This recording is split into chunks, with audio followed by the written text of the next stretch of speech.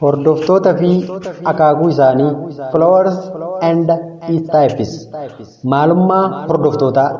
Saayinsii gaggeessummaa keessatti hordoftoota jechuun namoota gaggeessaadhaan durfamanii influence yoo ta'an isaan kunis namoota aangeeffaman yookaan kan aangawaa hin taane ta'uus danda'u.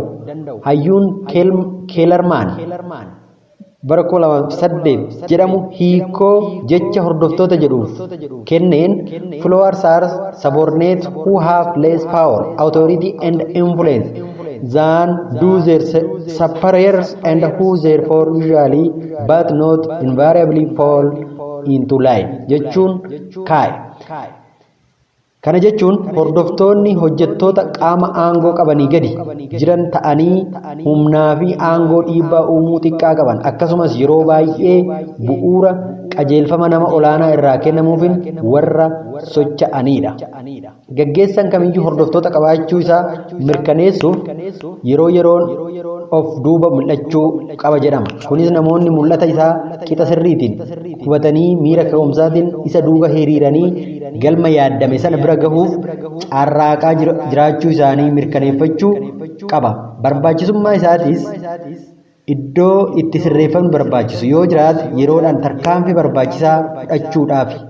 Kanaan ala garuu imalli taasifamu bu'aa hin qabaatu. Sababni isaatis mul'anni gaggeessaan qabu qixa sirriitiin yoo hin hubachiifamin hordoftoonni kaka'umsa horatanii galma yaaddame milkeessuuf carraaqqii gochuu caalaa diddaa fi rincicha mul'isuun bu'aan hin barbaachifne akka dhufu karaa saaquu danda'a. Kanaaf gaggeessaan yeroo yeroon hordoftoota qabaachuu isaa mirkaneeffachuuf of duuba mil'achuu qabaata jechuudha.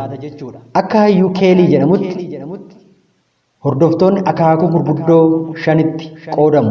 Isaanis maqxoota aligned, suuteyyii passive, tolejettoota conformist, sababaawaa pragmatic fi bu'aa qabeessoo effectiveidha.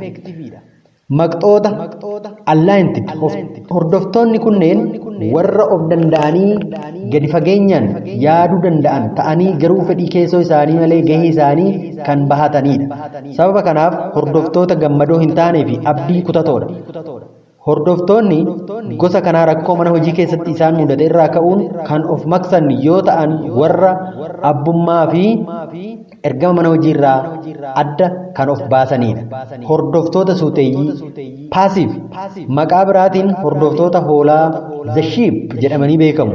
Hordoftoonni suuteyyiin warra of danda'anii hin yaannee fi si'aayinaan kan hin hirmaannedha.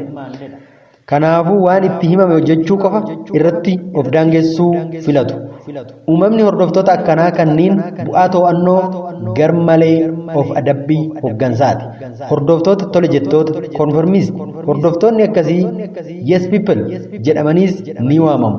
Isaan kunneen warra dammaqinaan hirmaatan ta'anii garuu gadi fageenyaan kan hin yaannee fi ajaja kennameef hunda gaaffii tokko malee kan raawwatanidha. Walitti bu'iinsa conflict dhabamsiisuu qofa irratti waan xiyyeeffataniif miidhaa fi faayidaa isaa osoo hin xiinxalin fedhiidhaan hirmaachuu filatu.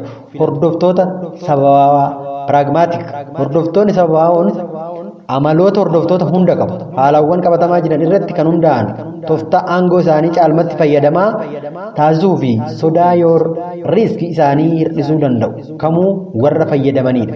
Hordoftoota bu'aa qabeessoo effective hordoftoonni bu'aa qabeessoon akkuma maqaa isaanii ga'umsa qabaniin furmaata fi dhiibbaa gaarii uumuuf kan hojjetanidha. Kaka'umsaan kan hojjetanii fi gaggeessitoota kan deeggaran akkasumas yaaddoo balaa riiskii fi walitti bu'iinsa warra hin sodaannedha. Hordoftoota kaka'umsa jijjiiramaa mana hojii isaanii fayyadu fiduu qabaachuun hanqinaa fi cimina mana hojii fi ofii isaanii adda baasuu kan danda'anidha.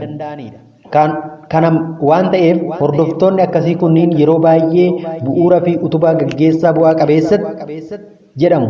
Sababni isaatis akka hordoftoota tole jettoota waan himame qofa kan hojjetan osoo hin taane gaggeessaadhaaf yaada galtee ta'u kennuuf ga'umsa kan qabanidha. Hordoftoota biroo irrattis dhiibbaa kan uumanii fi yaada kan fudhatan.